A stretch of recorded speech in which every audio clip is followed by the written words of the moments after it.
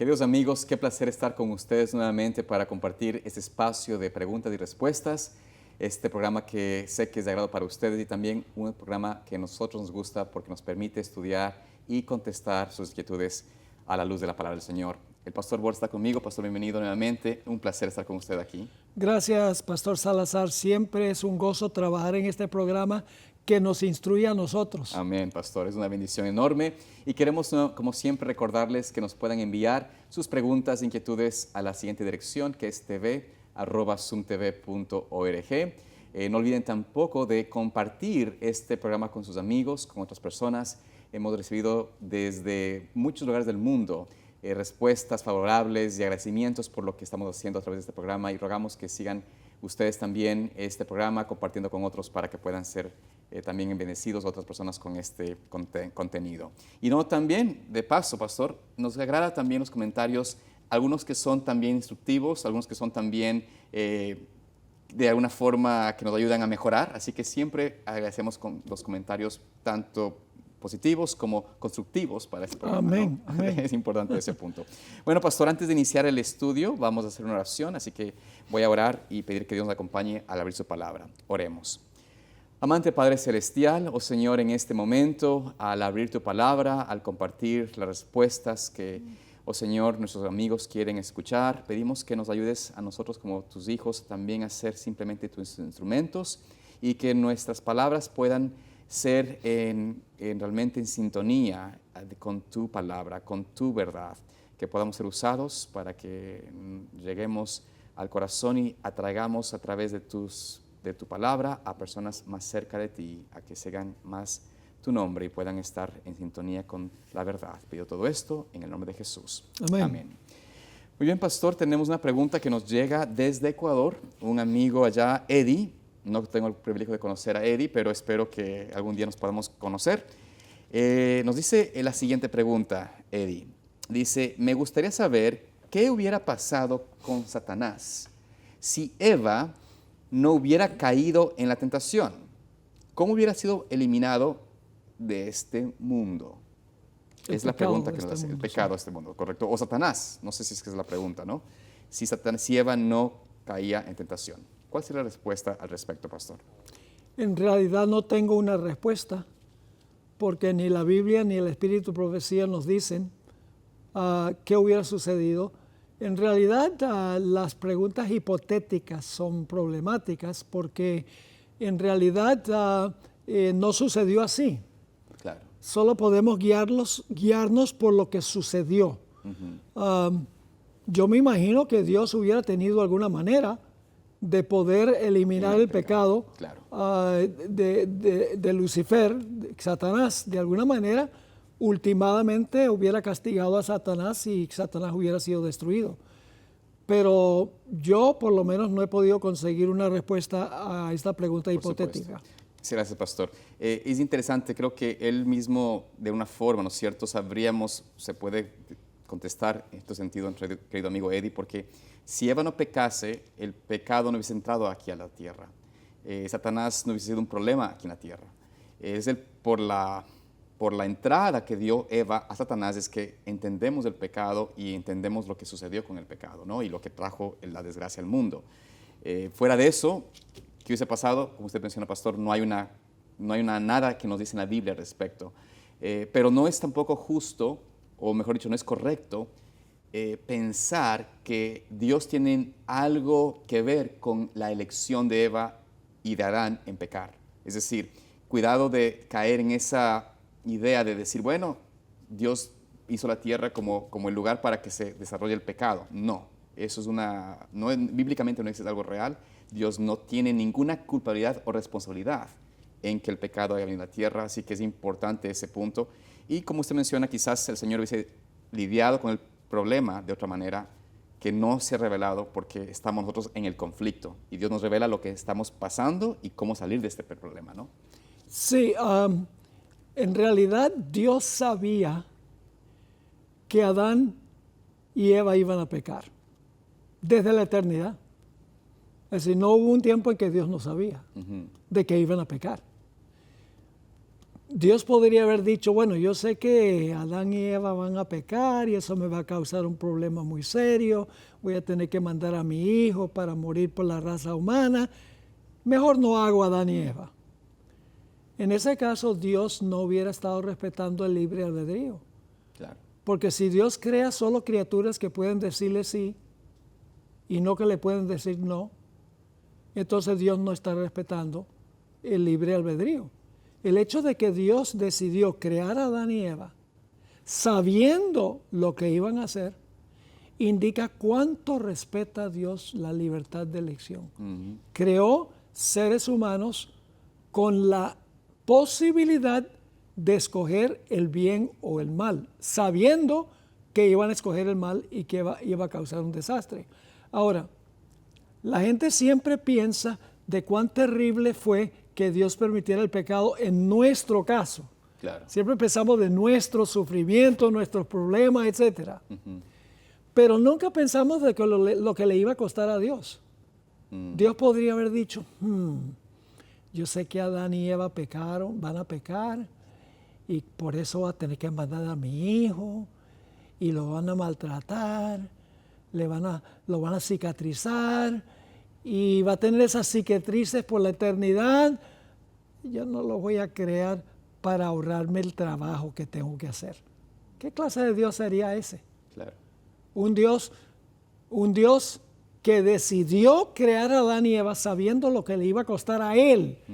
Porque antes pensamos lo que nos iba a costar a nosotros. Claro. Pero Dios sufrió tremendamente como resultado de haber permitido el mal. Así que Dios decidió hacerlo, aún sabiendo lo que le iba a costar a él, el gran sacrificio de su propio hijo. Y también, pastor, esto también en cierto sentido muestra también que Dios, cuando creó a Lucifer inclusive, no se privó de crear a Lucifer, de hacerlo, pensando en lo que podía pasar, sabiendo lo que iba a pasar. Es decir, y quizás es parte de algo que no podemos nosotros preguntarnos o cuestionar porque no tenemos la capacidad de entender esto. Tal vez Dios nos demuestre más adelante en el cielo otras experiencias, entenderemos mejor los designios de Dios. Pero Dios no se limitó en crear a Lucifer, crear a los ángeles también que cayeron, etcétera, pensando en lo que sucedía. Él actuó en función al principio de libertad, de amor, de escoger, elegir a Dios y tomar elección por elección propia, no porque estábamos programados para eso. Esa es la diferencia, ¿no? de un Dios que ama, y amar significa dar la oportunidad de elección. Entonces, ¿cuál hubiese sido el desarrollo del mundo?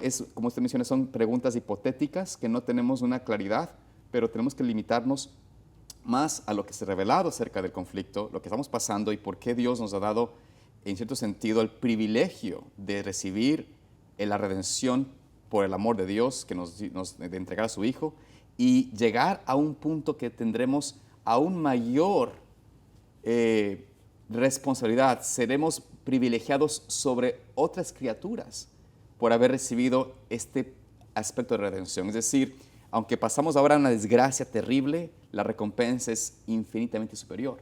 Y por ende, veremos que Dios, a lo largo de la experiencia de la eternidad, veremos que Dios fue justo y que fue su amor y su poder de creación realmente fue visto y fue hecho en una forma buena en gran manera, como lo menciona la Escritura. En realidad, todo el conflicto tiene que ver con el carácter de Dios. Correcto. Satanás malogró el carácter de Dios en el cielo. Si Dios lo hubiera destruido sin que se vieran los resultados de la clase de gobierno que quería implementar Lucifer, los ángeles hubieran tenido dudas, hubieran dicho, cuestionó la autoridad de Dios. ¿Qué hizo Dios? Lo destruyó. Entonces hay que servir a Dios por miedo, es lo que iban a decir. Claro.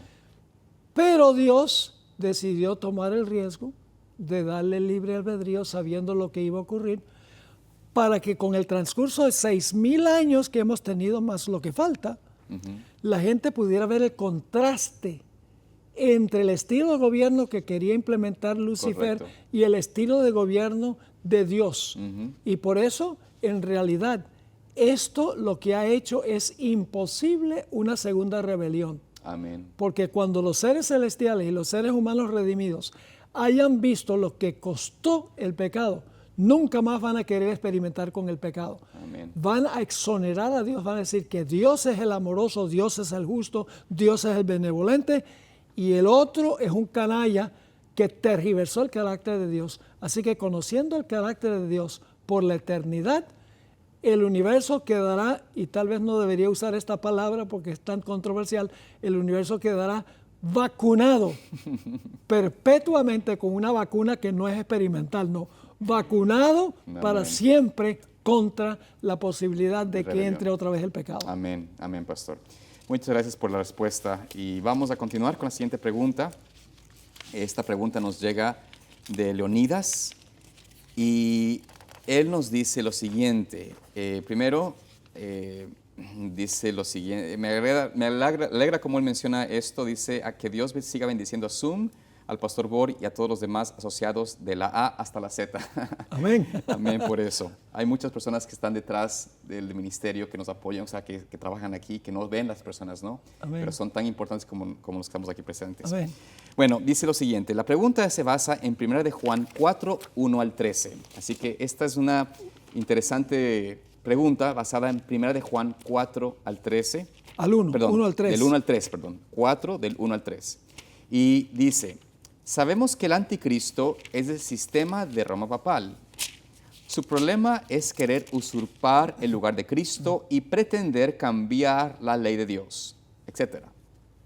Aunque Juan está hablando también del espíritu del anticristo, que dice que, y todo espíritu que no confiesa que Jesucristo ha venido en la carne, no es de Dios, y este es el espíritu del anticristo, el cual vosotros habéis oído que viene y que ahora ya está en el mundo.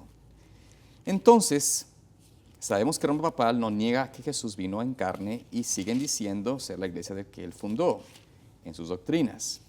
¿Será un punto, pregunta él, a su favor, a pesar de la abrumadora evidencia histórica? ¿Qué quiere decir el apóstol Juan y cómo se debe entender sus afirmaciones? Gracias y atentamente leo.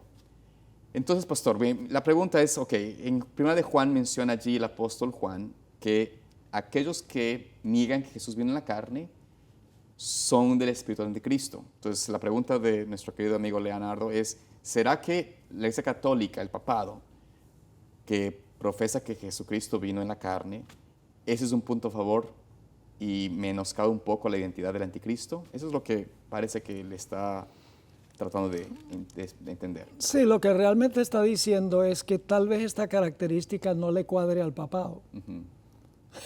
Porque el papado dice que Jesús vino en la carne, vino como ser humano, y aquí dice que el anticristo va a decir que Cristo no vino en la carne. El problema es que la Iglesia Católica no cree que Cristo vino en la carne como nosotros tenemos. Por supuesto. Los creyentes tenemos.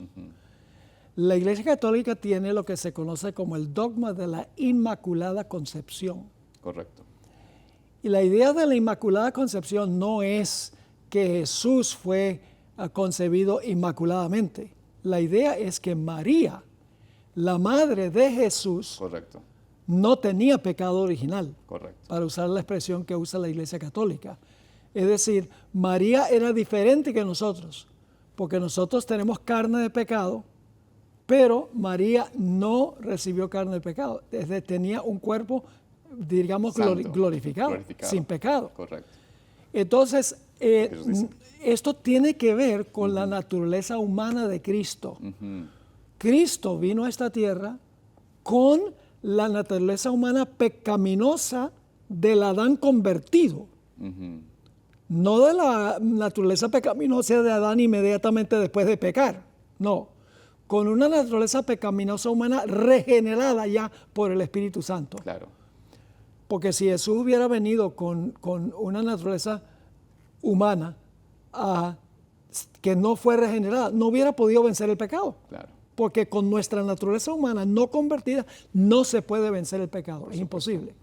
Pero regenerada por el Espíritu Santo sí es más que posible. Amén. Entonces, esto sí se aplica al poder papal, Por supuesto. porque el papado cree que Cristo vino con una naturaleza diferente a la nuestra. Por supuesto. No vino en la carne de pecado como nosotros.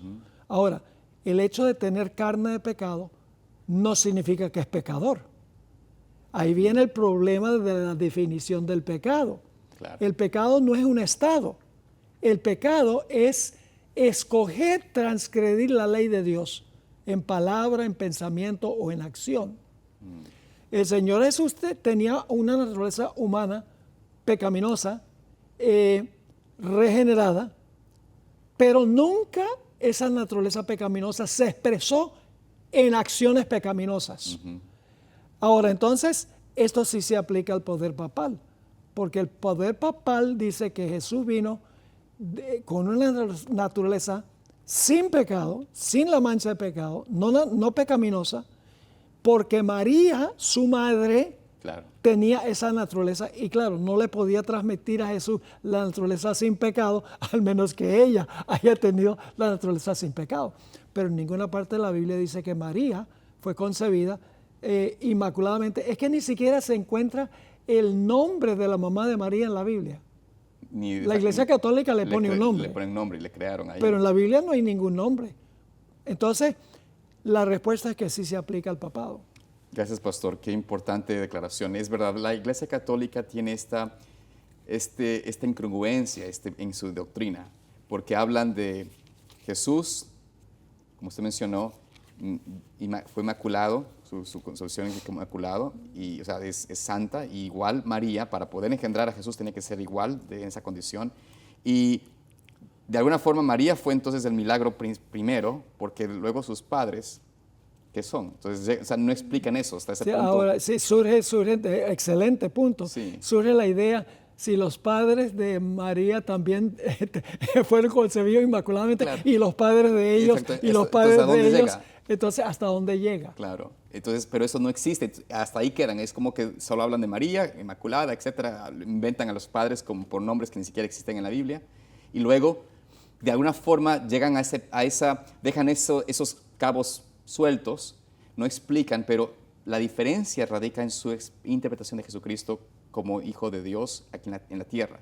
Ellos, claro, no es que están negando que Jesús vino físicamente, pero lo que niegan es su naturaleza, y por ende no es conforme a lo que Juan menciona, porque Juan habla específicamente, si analizamos el libro de Juan, 1 de Juan, habla de la victoria sobre el pecado, de cómo podemos tener a través de Cristo esa victoria, cómo podemos no vivir, si estamos en Cristo no podemos amar el pecado. Entonces habla de esa victoria, y Cristo, por supuesto, vino en esa carne, como usted mencionó, regenerada por el Espíritu Santo, pero carne, digamos, de una naturaleza de caída, por decirlo así, degenerada, cuando Jesús nació. Entonces, creo que es importante que esto ayude a nuestro querido amigo, ¿no es cierto?, Leonidas, y a nosotros también a estudiar un poco más, pero es una diferencia muy radical la explicación del apóstol Juan, que declara que el anticristo tiene ese espíritu, y la Iglesia Católica, lamentablemente, tiene esa doctrina equivocada también, ¿no? Podríamos expresarlo de esta forma. La Iglesia Católica enseña que Cristo vino con la naturaleza de Adán antes de su transgresión. Y hay algunos en la Iglesia Adventista que también creen que Cristo vino con la naturaleza no pecaminosa de Adán, antes de que Adán pecara. Ahora, que en este contexto sería bueno tal vez vamos a leer 1 Juan 4, 1 al 3, claro, y luego vamos a leer Romanos 8. Perfecto. Dice aquí la palabra del Señor: amados, no creáis a todo espíritu, sino probad los espíritus si son de Dios, porque muchos falsos profetas han salido por el mundo. En esto conoced el Espíritu de Dios. Todo espíritu que confiesa que Jesucristo ha venido en carne es de Dios. Todo espíritu que no confiesa que Jesucristo ha venido en carne no es de Dios.